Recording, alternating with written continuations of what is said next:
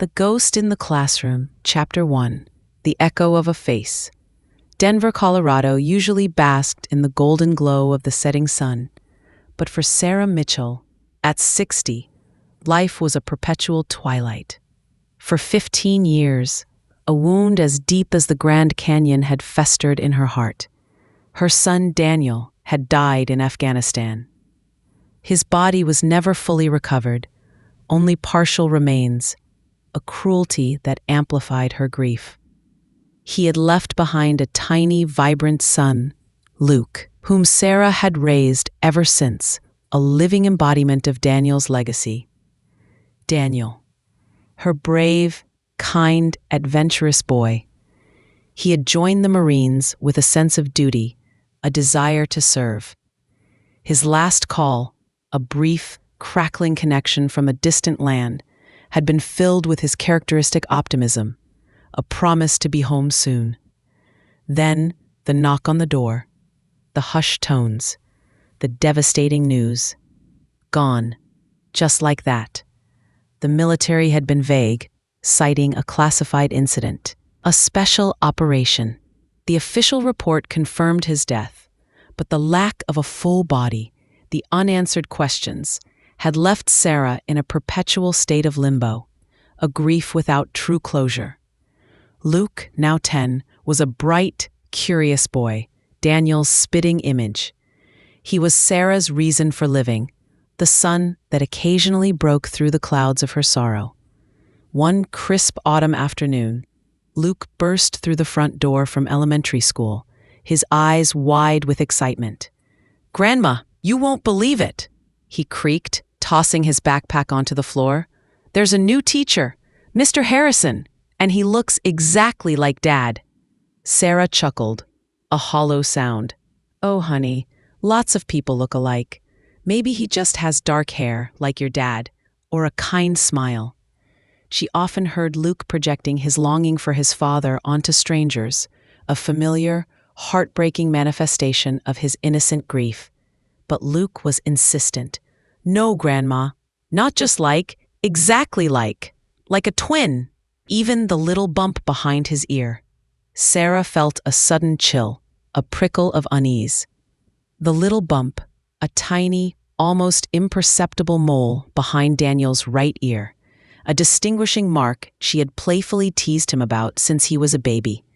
No one else would know about that. Later that evening, as Sarah folded laundry, her eyes fell upon the school newsletter. On the front page, beneath the heading, "Welcome New Staff," was a photograph of the new 5th grade teacher, Mr. Harrison. Sarah dropped the newsletter. Her hands began to tremble uncontrollably. Her breath hitched in her throat. The man in the photograph was not just similar to Daniel, he was Daniel. The same strong jawline, the same piercing blue eyes, the same slight curve to his smile. Even the way his dark hair fell across his forehead. It was an uncanny, impossible resemblance, a living ghost, her son. A dizzying wave of nausea washed over her. Was she losing her mind? Was this the culmination of 15 years of unresolved grief? A cruel hallucination brought on by a desperate longing? Or the terrifying, exhilarating possibility, was her son, Daniel Mitchell, alive and working as a school teacher in her grandson's elementary school? The world tilted on its axis. The comfortable, grieving reality she had built for herself shattered into a million pieces. Chapter 2, The Stranger's Eyes. The next morning, Sarah awoke with a pounding headache and a heart filled with a frantic, unyielding hope. She had to see him. She had to know. The photograph was too real. Luke's innocent observation too specific. She dressed carefully, choosing clothes that were unassuming, professional. She didn't want to appear unhinged. This was her son, or a man who was his exact duplicate. Either way, her world was about to change. She drove to Luke's school, her hands gripping the steering wheel so tightly her knuckles were white. The school buzzed with the gentle chaos of morning drop-off. Sarah made her way to the principal's office, requesting to speak with Mr. Harrison about a concern regarding Luke's adjustment. A few minutes later, the door opened, and there he was, standing in the hallway, talking to another teacher, a casual smile on his face. James Harrison. Sarah's breath caught in her throat. It wasn't just a resemblance. It was him, Daniel. The same height, the same athletic build, the same way he ran a hand through his dark hair, and the mole. Barely visible, just behind his right ear, a tiny, dark fleck of skin. It was undeniable. It was him. She swallowed hard, trying to compose herself. "Mr. Harrison?" she managed, her voice a reedy whisper. He turned, his blue eyes meeting hers. There was a politeness in his gaze, a detached professionalism. No flicker of recognition. Nothing. This wasn't Daniel's warm, familiar look. This was a stranger with Daniel's face. "Yes, Mrs. Mitchell," he said, his voice calm, even. The cadence, the slight rasp. It was Daniel's voice, but stripped of all familiarity, all warmth. Sarah felt a surge of despair. She wanted to scream, to grab him, to shake him and demand answers. But she held back, her mind racing. This man, if he was Daniel, was clearly denying it, or terrifyingly, he didn't know. "I'm Luke's grandmother, Sarah Mitchell," she began, trying to keep her voice level. "Luke mentioned you reminded him of his father. He was quite excited." Mr. Harrison's smile faltered slightly. He looked at her with a flicker of something she couldn't quite decipher. Annoyance? Confusion? "Ah, yes, Luke is a wonderful boy. A very imaginative one. I'm afraid I don't see the resemblance he's referring to. I've never been in the military, Mrs. Mitchell. I'm a teacher." He glanced at his watch, a subtle dismissal. "If you have concerns about Luke's academic progress, perhaps we could schedule a proper meeting during my office hours." His coldness, his utter lack of recognition, was a deeper cut than any anger could have been. Sarah stumbled out of the school, her mind reeling. He was Daniel. She knew it in her bones. But he didn't know it, or he was a master of deception. The implications were staggering. She called her best friend Mary, a pragmatic, level-headed woman who had been her rock through Daniel's death. Mary listened patiently, her initial skepticism turning into genuine concern as Sarah recounted the encounter. "Sarah, love," Mary said gently, "I know you've been through so much. Maybe it's just a truly uncanny resemblance. It happens. People have doppelgangers." But when Mary saw Mr. Harrison for herself a few days later, ostensibly volunteering at a school event, her jaw dropped. She returned to Sarah, her face pale. "Sarah," she whispered, "I don't know what to say. It's him. It's absolutely him." The shared conviction, the undeniable reality of James Harrison's identity, cemented Sarah's resolve. This wasn't grief. This wasn't imagination. This was real. Her son, Daniel, was alive. But why was he here? Why was he living a different life? And why did he not remember her, his own mother? The questions haunted her, driving her towards a desperate, dangerous truth. Chapter 3. The Ghost in the DNA. Sarah knew she needed undeniable proof, something irrefutable. She couldn't confront a man who clearly denied his past without concrete evidence. Her mind, usually clouded by grief, now worked with a sharp, singular focus. She thought of DNA. It was the only way. But how to get a sample from James Harrison without alerting him? an opportunity arose during a school bake sale. Mr. Harrison, despite his reserved nature, was helping out, chatting with parents. Sarah watched him, a knot of desperation tightening in her stomach. He picked up a paper cup of coffee, took a sip, and set it down on a table. She waited. When he turned away to greet another parent, Sarah, her heart pounding, snatched the cup. It was a flimsy, innocuous object, but for Sarah, it held the key to her shattered world. She then retrieved a hairbrush of Daniel's from his old room, a relic she had kept, still holding a few strands of his dark hair. She carefully packaged both samples and, after a discreet online search, found a private lab that offered confidential DNA comparison services. The cost was exorbitant, but for Sarah, it was priceless.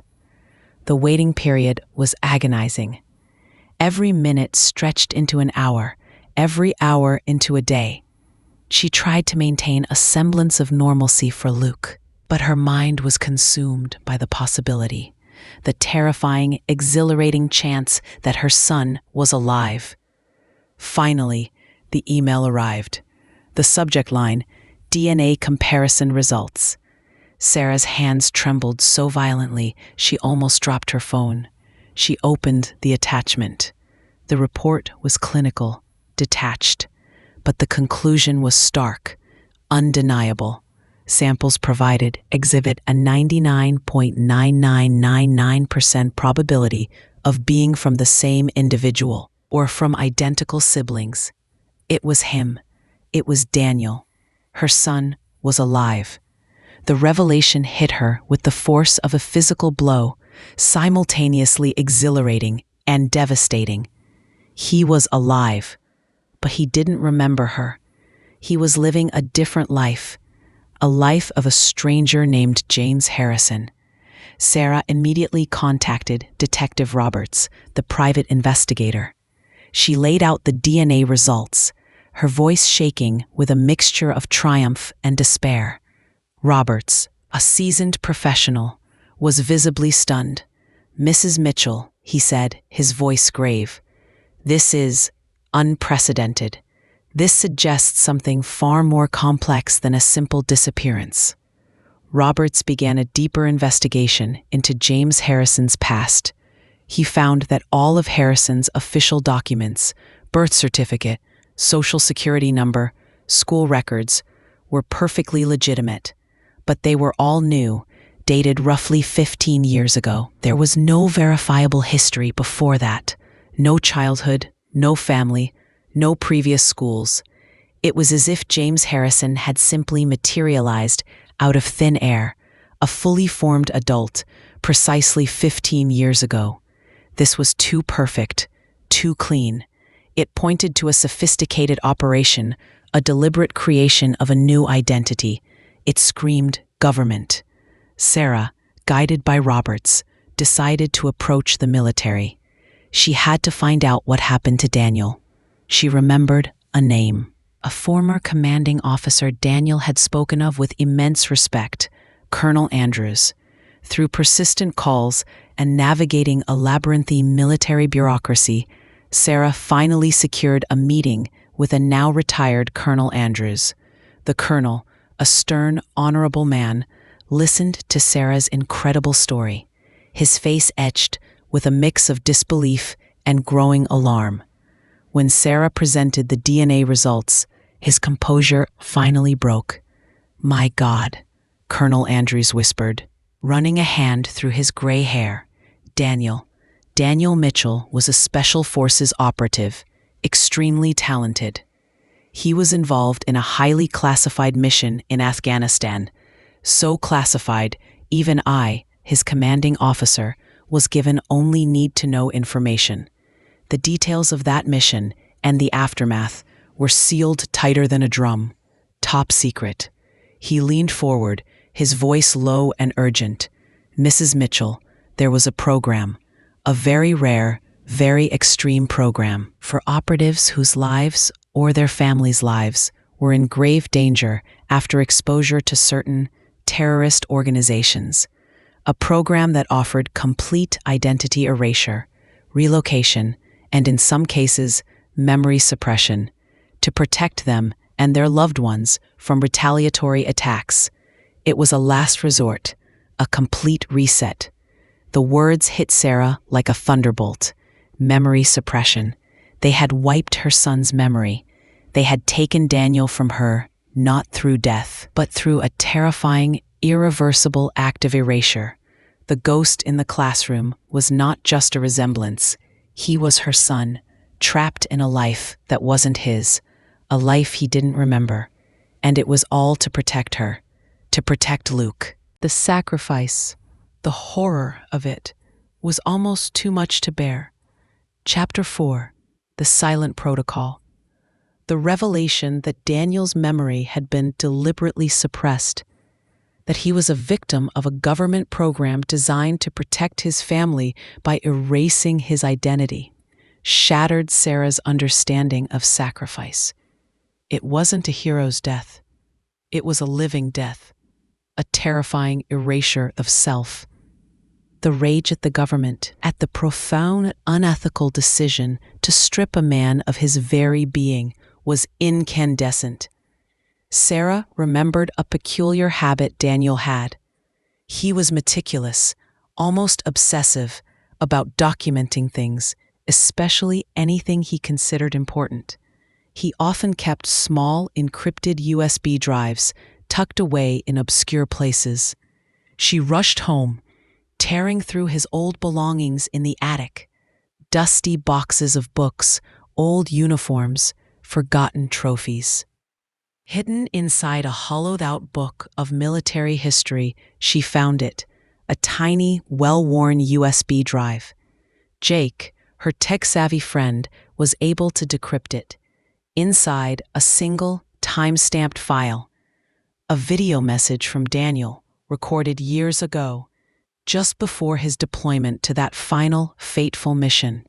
His face, younger, vibrant, filled the screen. "If you're watching this," Daniel began, his voice calm, but with an underlying current of fear. "It means I've gone. It means I've been taken. Not dead, but gone.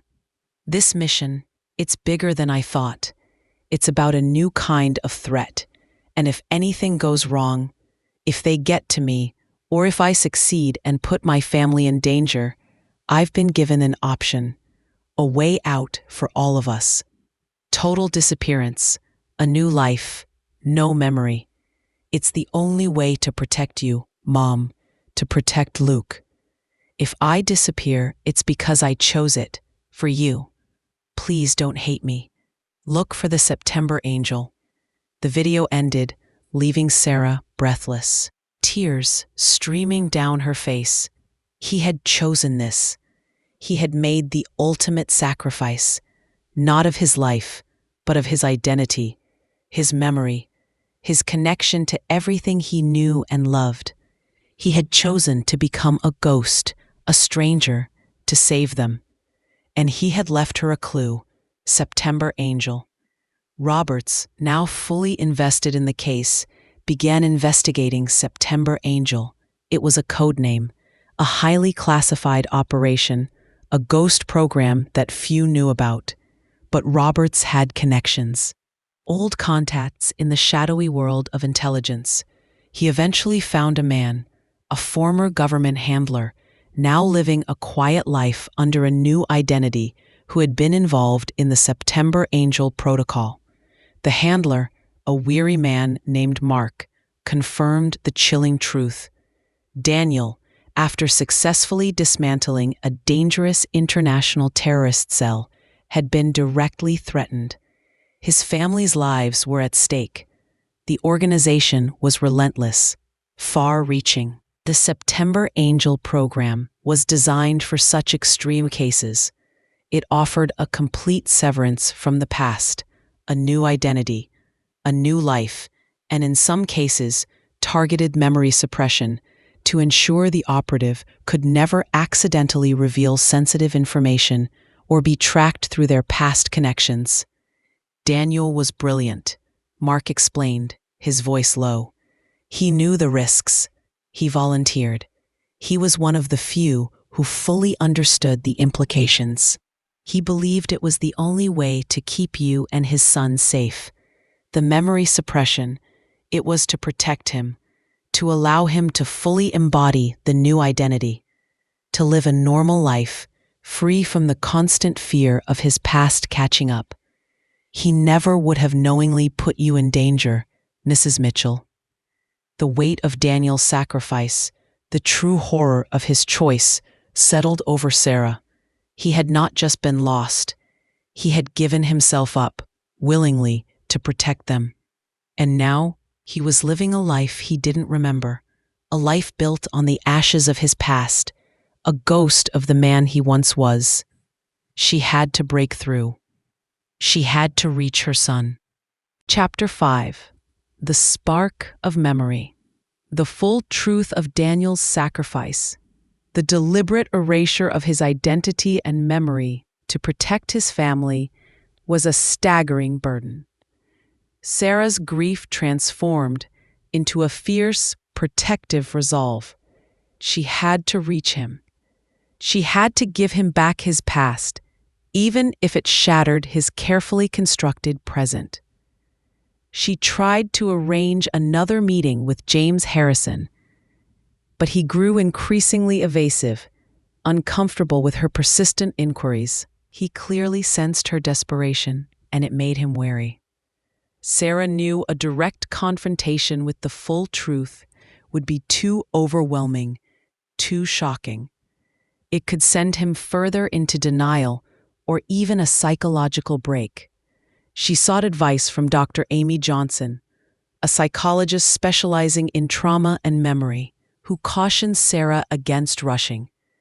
His mind has built a new reality, Mrs. Mitchell. Forcing a repressed memory too quickly can be dangerous.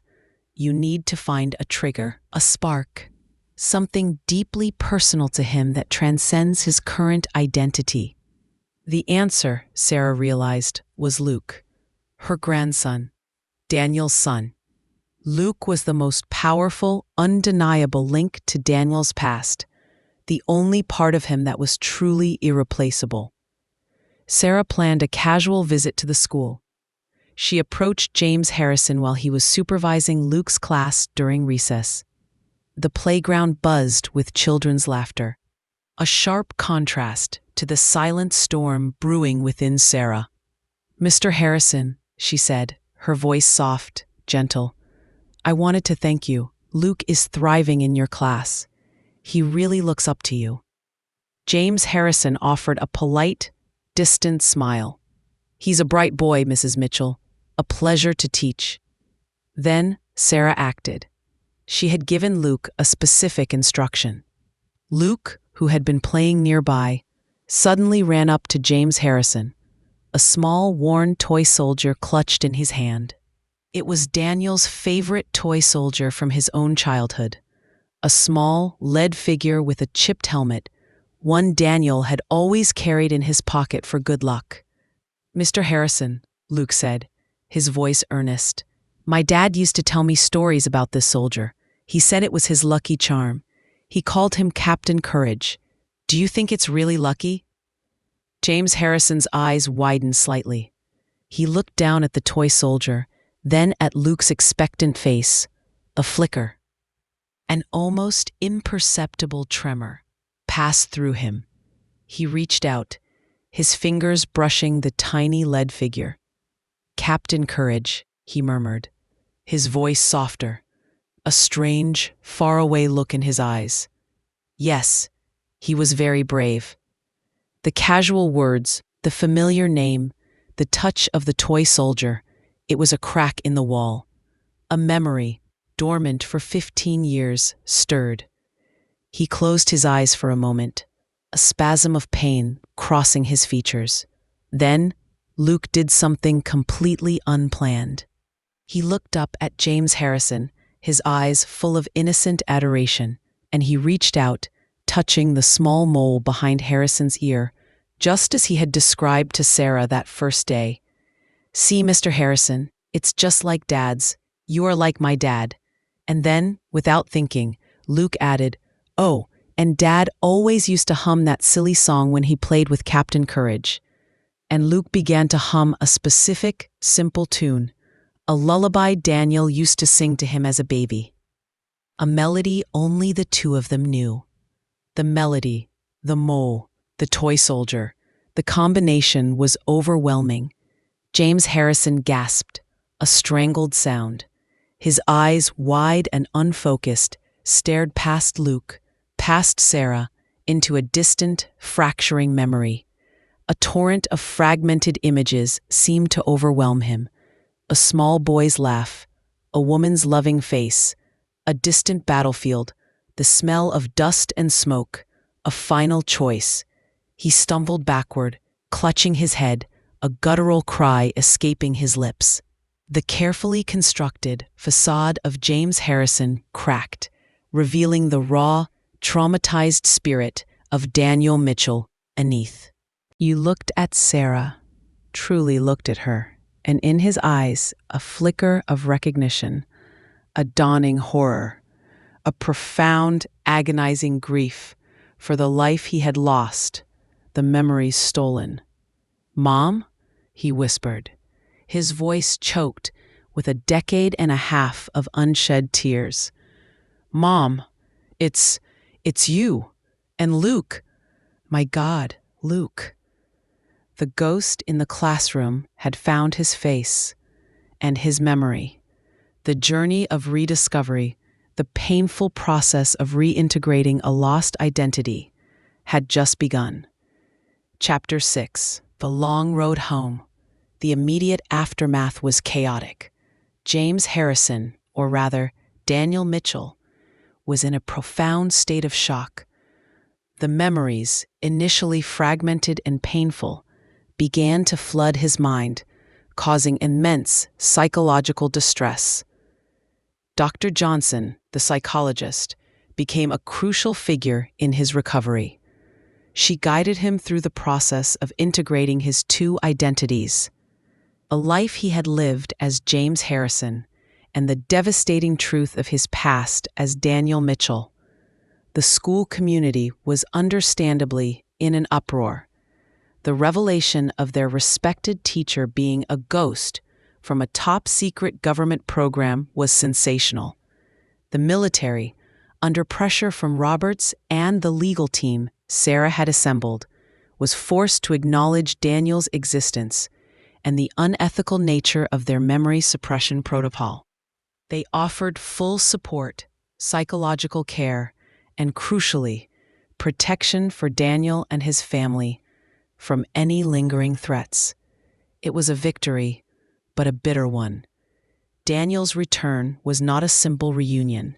He was a man who had lost 15 years of his life, 15 years of memories. He had to learn about Luke as a 10-year-old boy, not the infant he last remembered. He had to rediscover his relationship with his mother, who had aged, burdened by his perceived death. He grieved for the life he had lost, for the choices that had been made for him, for the years stolen. He was both Daniel and James, a fractured soul slowly trying to mend itself. Luke, despite his initial joy at finding his father, struggled to reconcile the image of his dead dad with the living, traumatized Mr. Harrison. Sarah became the bridge, patiently explaining, mediating, nurturing the fragile connections between father and son.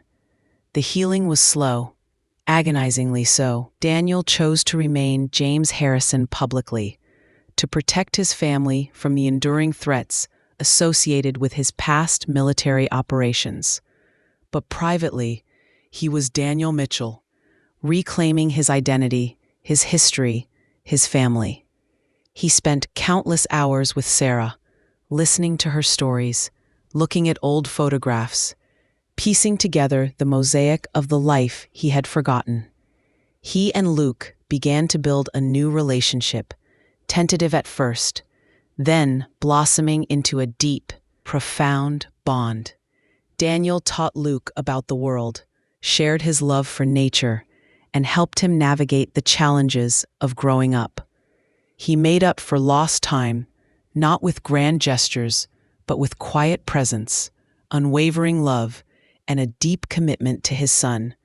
Sarah, who had lived with a hollow ache for 15 years, now experienced a different kind of pain, but also a profound, unexpected joy. Her son was alive. He was changed, irrevocably so, but he was here. The partial remains that had haunted her dreams were replaced by the living, breathing presence of her beloved Daniel. She had found her son, not in death, but in a miraculous, terrifying return from the shadows. The anonymous grief that had consumed her for so long was replaced by a complex, messy, beautiful reality. She had fought for truth, for justice, and in doing so, had brought her son back to her. The ghost in the classroom had found his way home, forever altered, but finally truly present. Chapter 7. The Unseen Threads. The years that followed were a testament to the resilience of the human spirit and the unwavering power of family love. Daniel, living outwardly as James Harrison, continued his work as a dedicated teacher, finding quiet purpose and satisfaction in shaping young minds. Inwardly, he was navigating the complex tapestry of his regained memories, the lingering pain of the life he lost, and the profound gratitude for the family he had rediscovered. His relationship with Sarah and Luke deepened, growing stronger with each passing day. He and Sarah would spend hours talking, sharing stories, rebuilding the shattered pieces of their shared history. Daniel often expressed remorse for the choices he had made, the pain he had caused, but Sarah always reminded him that he had acted out of love, out of a desperate desire to protect them. She understood the immense sacrifice he had made, the unbearable weight of a life erased. Luke, now a teenager, developed a unique bond with his father. He understood the complexities of Daniel's past, the heroics, the sacrifice, and the trauma. He became Daniel's confidant, his anchor to the present, helping him navigate the nuances of civilian life after years of a life lived in shadows. They bonded over shared hobbies, over quiet moments of understanding, over the unspoken knowledge of their extraordinary story. The government, under intense scrutiny and legal pressure, was forced to review and revise its September Angel Protocol. Daniel's case became a benchmark for ethical considerations in highly classified operations, ensuring that future operatives would have better support, more choice, and a clearer path to recovery if their identities were ever compromised.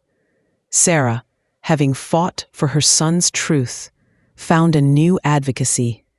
She became a quiet but powerful voice for families of soldiers lost to classified operations, pushing for transparency, support, and recognition of the hidden casualties of war, those who return but are irrevocably changed, or those whose lives are erased for the greater good.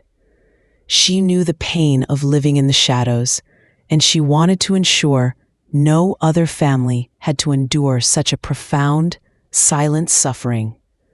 The original pain of Daniel's death never truly vanished. It became a part of their family's narrative, a scar that healed but remained visible. But it was no longer a wound that festered. It was a testament to love, sacrifice, and the incredible strength required to rebuild a life from ashes. Daniel continued to live his double life, not as a deceit, but as a necessity. He was James Harrison to the world, a beloved teacher, a respected community member.